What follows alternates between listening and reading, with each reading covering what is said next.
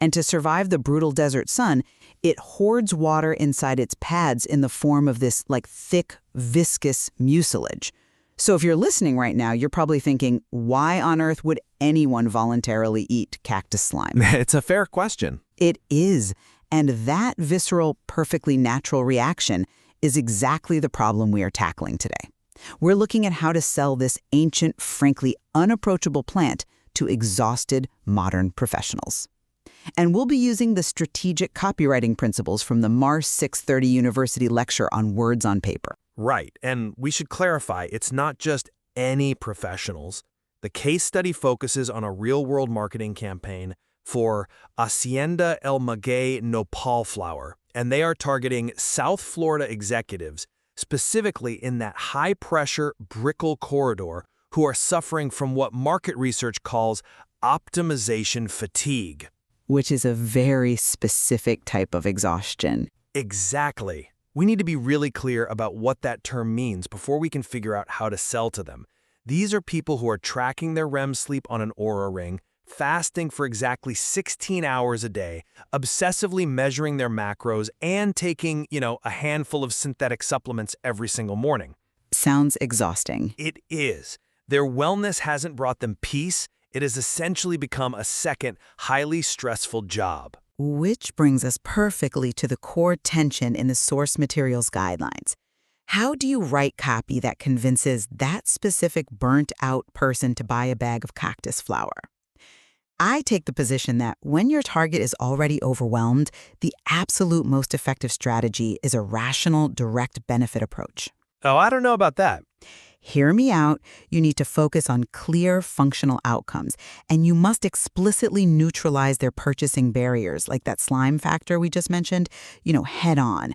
Keep it frictionless, keep it logical, and tell them exactly what the product does. And I strongly disagree with that. I really do. I believe that to truly reach an audience that is drowning in metrics and optimization, your copy absolutely must lead with an emotional, identity-driven narrative. But they don't have the energy for a narrative. They do if it's the right one. If you want to cut through the massive noise of today's hyper-competitive wellness market, you cannot simply frame Hacienda El Maguey as just another clinical supplement, or like a utilitarian baking ingredient. You have to elevate it. You have to sell an ancestral identity ritual, because emotion is the only thing that bypasses that exact fatigue you just described. Okay, well, let's ground this in the actual mechanics of the Mars 630 lecture, because Dr. Bullard makes a very sharp foundational distinction right out of the gate. And that's the difference between content writing and copywriting. Right, the old goodwill versus action debate. Exactly. Content writing is about building goodwill, educating or entertaining over a long period. But copywriting, the lecture defines it as one-directional and intensely outcome-driven. Its entire reason for existing is to persuade someone to take immediate, measurable action. They need to buy the thing. Yes. They need to click a button and pull out a credit card. And to achieve that, the golden rule is that you must prioritize benefits over features. Which is a fundamental principle. Yes, no one debates that. Right, but it dictates the type of copy you write. The lecturer uses that brilliant laptop battery example. You don't sell a laptop by just stating the feature, that it has a 20-hour lithium-ion battery. You sell the fact that they don't have to plug it in. Exactly. You sell the direct, rational benefit. The user can work in a coffee shop all day without frantically scanning the baseboards for an outlet. That is why the campaign draft, utilizing the headline, "Bake Better with the Power of Nopal," is vastly superior. Is it, though? Bake better. It is. It front-loads searchable, rational claims. It tells the consumer immediately that the flour is gluten-free, fiber-rich, and low-carb. It takes business speak and translates it into human speak, directly addressing their practical, everyday culinary needs. It doesn't ask them to go on a spiritual journey. It just says, here is a better way to bake. It's clean, and it gets right to the point. Okay, I'll admit, bake better is highly efficient, but efficiency doesn't automatically equal persuasion. I mean, have you considered what the lecture identifies as the foundational truth of human decision-making? You mean the psychology aspect? Yes. The material explicitly states that we are, above all, emotional creatures. We make our decisions based on feelings first in a fraction of a second, and only then do we scramble to find the logical evidence to justify that gut decision after the fact. Sure. In theory, the psychology makes sense. But on the ground, when someone is literally just buying flour, But acknowledging that psychology completely changes the architecture of your copy. If you lead with "bake better," you are speaking to the logic first. You are treating the product like a mere utility, just, a commodity on a crowded supermarket shelf. because it is a product on a shelf. But think about cognitive load for a second. If that Brickell professional is already tracking 10 different health metrics, handing them a rational argument about baking ratios and fiber content is just handing them an 11th chore. They will reject it out of pure exhaustion. That is why I champion the alternative campaign draft, the one titled Tradition You Can Taste, Wellness You Can Feel, and its concept of the daily dessert anchor ritual. Which sounds beautiful, I'll give you that. But what does it actually mean? It means we are offering an emotional counterpoint to their chaotic lifestyle. The lecture says the goal of effective advertising copy is to connect with the consumer's heart and mind. You absolutely cannot reach their heart with a baking instruction. By leaning heavily into the brand's 1976 Pioneer Plantation heritage, you aren't selling flour, you are selling a return to ancestral vitality. When an exhausted executive reads that, they feel a sense of groundedness, they feel emotional relief, and that is what opens the wallet. I hear you. But honestly, that feels a bit disconnected from the harsh reality of the physical product. Let's talk about the actual barrier to entry here. Let's talk about the mucilage, the slime. Oh, the dreaded slime. Because this isn't just a minor marketing hiccup. This is a visceral, almost evolutionary aversion that people have to the texture of raw cactus. If you don't address that, all the poetic language about ancestral vitality isn't going to save your conversion rate. It is absolutely the elephant in the room for anyone who has ever tried to cook with raw nopal. I'll give you that. Exactly. And the rational draft handles this using a technique of radical candor in the body copy. It explicitly states right there on the page, no gelatinous mess, and it immediately highlights the finely milled flour. But you're bringing up the mess. Yes, because it doesn't hide behind a romantic narrative. It obliterates the consumer's primary objection. Think about the laptop battery analogy again. You aren't just selling the lithium chemistry. You are selling the deep psychological relief of not having to hunt for an outlet. Right. With this product, you are selling the psychological relief of a smooth, predictable, totally normal culinary texture. But to trigger that relief, you have to explicitly say the words "no slime" so they know they are safe. I'm sorry, but I just don't buy that approach. Let me tell you why. When you explicitly use words like slime or gelatinous mess in your copy, you are violently violating one of the core guidelines outlined in the lecture, which is you are failing to make the strange familiar. In fact, you are doing the exact opposite. By telling them what it isn't? Yes! Because of how the brain processes language, if I tell you right now, don't think about the sticky gelatinous cactus slime, what is the very first thing you picture? Well, the slime, obviously. Right. By focusing so heavily on the negative trait, even to negate it, you are actively introducing a negative frame into the consumer's mind. You are reminding them of the exact visceral disgust you want them to forget. I mean, they're already thinking about it anyway. But the emotional copy takes a completely different path. It doesn't say, hey, this isn't slimy. It reframes the product entirely through elevation. It describes the product as a finely milled wellness flour that acts as a gentle internal cleanser. Gentle internal cleanser. That sounds a little clinical, doesn't it? No, it sounds premium. When you elevate the product to an artisanal asset, you naturally vaporize the sensory stigma without ever having to wallow in it. You make the strange familiar by comparing it to a high-quality baking flour, rather than constantly tethering it back to a prickly, gooey desert plant. Wait, let's unpack that, because make the strange familiar means bridging the gap of understanding. If a consumer knows what a cactus is, they already know the texture. They already have the negative frame in their head before they even read your first word. Not necessarily. They do.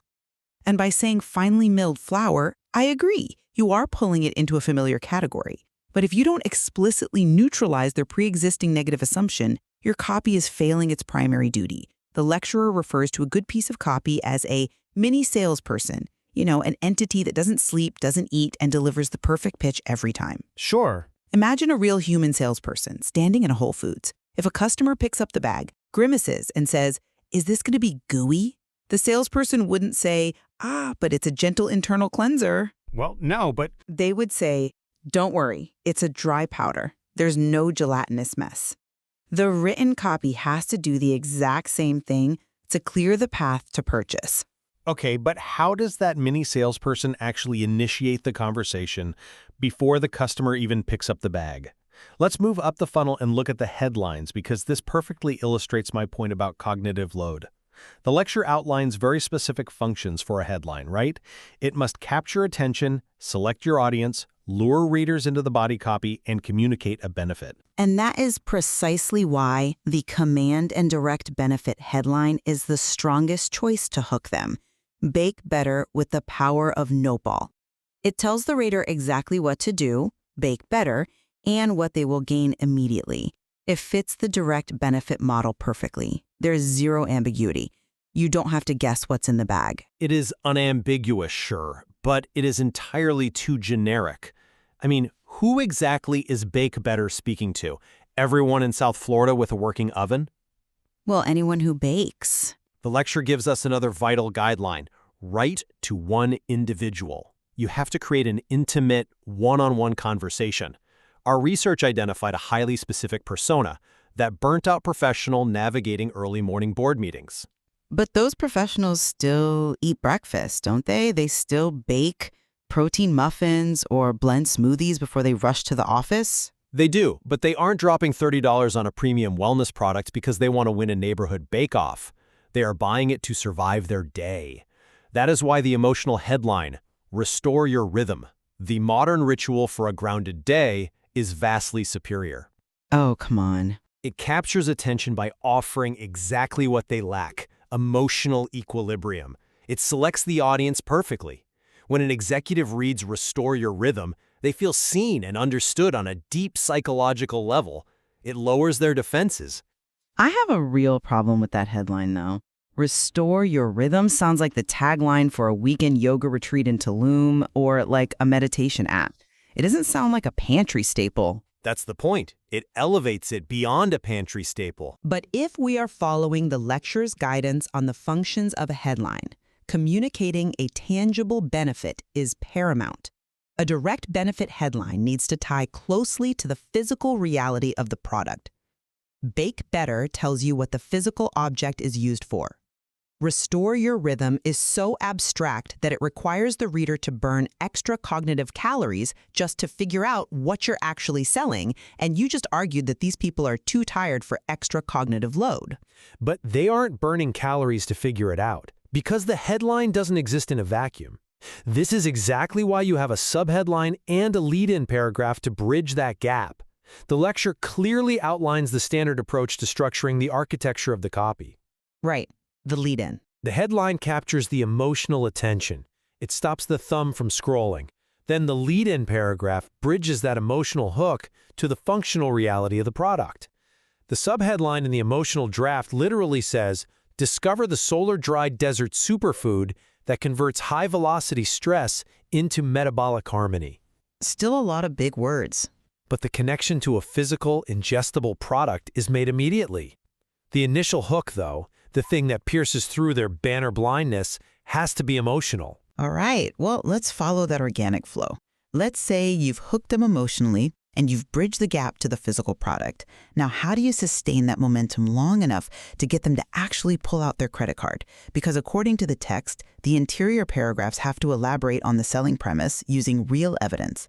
And the closing paragraph has to tie it all together with the call to action, the CTA. Yes. And the lecture insists on keeping things as clean and frictionless as possible, ideally with one single, undeniable call to action. On that, we are in complete agreement. A single focused CTA is non-negotiable. Good, because the rational draft uses a CTA that actually understands human behavioral mechanics.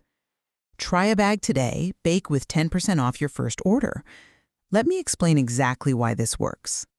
When you offer a 10% discount to a first-time buyer, you are mechanically reducing the financial friction and the perceived risk of trying a strange new ingredient. It's a bribe, essentially. It's an incentive. You are giving their brain a tiny hit of immediate gratification. It drives immediate measurable trial. If your copy gets bogged down in an ethereal narrative about metabolic harmony and ancestral vitality, it loses its primary function. It stops being that outcome-driven mini salesperson and just becomes an expensive brand awareness piece. The ultimate goal of this text is conversion. I see the logic, but a 10% discount code drives a quick one-off transaction. Is that our actual strategic business goal? I would argue it's not. The emotional draft closes with a very different single CTA. Start your 30-day Nopal ritual. And I believe this is fundamentally stronger because it directly triggers the psychological mechanisms of habit formation. But look at the sheer amount of friction you're introducing. You're asking a highly stressed, skeptical first-time buyer for a 30-day commitment instead of a simple, discounted trial. I am asking for a behavioral paradigm shift. And that is the only sustainable way to build a premium brand that relies on recurring direct-to-consumer purchases. Remember the audience. We are trying to replace their ingrained habit of swallowing handfuls of clinical supplements. Right, but You justify the purchase with logic in the interior paragraphs. Sure, you mention the 10 grams of natural prebiotic fiber. You explain how it feeds the gut flora. You validate the low-temperature solar drying process. The rational evidence is there for the logical brain to find. But the CTA itself must anchor the consumer to a long-term identity shift. Start your 30-day Nopal ritual isn't just selling a bag of alternative flour, it's selling a new way of living. okay, but put yourself in the shoes of the consumer reading that on their phone. Start a 30-day ritual is conceptually heavy. How do I start it? Do I just buy a bag? Am I accidentally signing up for an auto-renewing subscription program that's going to be impossible to cancel? Am I joining a commune? Oh, stop it. Buying with identity-driven language, you risk confusing the buyer right at the most critical point of the funnel, the point of sale. The lecture explicitly states that copy is designed to get someone to take action, ideally immediately. Try a bag today tells them exactly what to do next. It's only confusing if the interior paragraphs fail to do their job, but if written correctly, the copy clearly establishes that the Nopal powder blends seamlessly into their existing morning smoothie or coffee. The ritual is the daily consumption, and this actually maps perfectly to the case study Dr. Bullard presented toward the end of the lecture, the Talk About Giving or tag card game. Ah, the philanthropy case study. I'm glad you brought that up. Yes, because it proves the point about paradigm shifts. In that case study, the core problem was that families felt guilty and awkward about discussing charitable giving. It was a chore. The marketing solution wasn't just to write a direct benefit CTA that said, give 10% of your money to charity today. That wouldn't have worked. Because it was too blunt. Exactly. Instead, they created a tangible card game. They took an abstract, guilt-ridden concept and turned it into a structured, bounded activity with clear rules. They completely reframed the conversation from, I should give, to, let's play this game together. They changed the behavioral paradigm of the family. Okay, I see where you're going with this. That is exactly what the 30-day Nopal ritual does. It takes an abstract, weird ingredient and turns it into a structured morning habit. It shifts the consumer from thinking, I am buying a bag of alternative flour, to I am investing in my daily wellness anchor. And that translates directly into recurring purchases. That is a fascinating application of the tag case study. I'll give you that. We have certainly covered a lot of ground today, and it's abundantly clear we view the mechanics of persuasion through very different lenses. We really do. If I am summarizing my position based strictly on the lecture's definition of outcome-driven copywriting, I maintain that clear, rational benefits provide the most frictionless path to conversion. Headlines like "Bake Better," explicitly neutralizing physical barriers like the slime factor with radical candor, and offering clear, mechanically simple CTAs like a 10% discount are what translate business goals into measurable action. Copywriting is ultimately a tool to get people to buy. And in a busy world, clarity and simplicity trump poetry when the wallet actually comes out. Fair enough. And my summary is that while clarity is undeniably essential, you simply cannot logic someone into adopting a new identity. If your target market is already suffering from optimization fatigue, giving them more metrics and instructions will only push them away. Tapping into cultural heritage, drawing on that authentic pioneer plantation history, and offering genuine emotional relief through concepts like a daily anchor or ancestral vitality, that is the only way to build a premium brand that actually cuts through the noise. You have to win the exhausted heart before the logical mind will even consider opening the wallet. It is worth noting, however, that despite our fundamental disagreement on the lead approach, logic versus emotion, we both converge heavily on several of the lecture's core principles. Absolutely. For instance, we both completely agree on the absolute necessity of translating business speak into human speak. Right. Neither of us wants to sell functional prebiotic fiber in a vacuum. Whether it's my rational approach or your emotional one, we both want to sell the human outcome, whether that's digestive flow, better baking, or metabolic harmony. And we both rely entirely on the lecture's mandated structure. The architecture.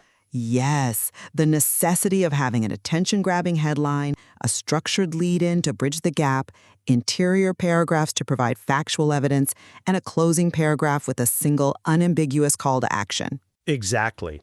The foundational architecture of the argument remains exactly the same even if the exterior paint job is completely different. Which really highlights the immense complexity of human decision-making. As copywriters, we are constantly walking a very thin tightrope. We have to carefully balance the rational, undeniable evidence that proves a product physically works with the deep emotional resonance that makes a consumer actually care enough to stop scrolling.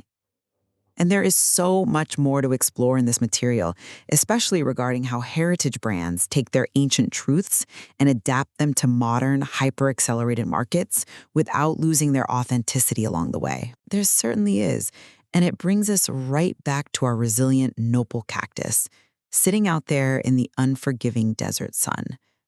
Whether you choose to sell the functional, rational relief of avoiding its prickly exterior and gelatinous interior, or you choose to sell the romantic, emotional vitality of the desert itself, you are still facing the same monumental task, trying to distill a complex, living thing into a few highly persuasive words on a page.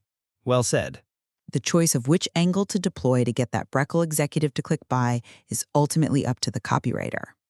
Thank you for joining us on the debate, and we'll leave you to consider which approach would make you take that first bite.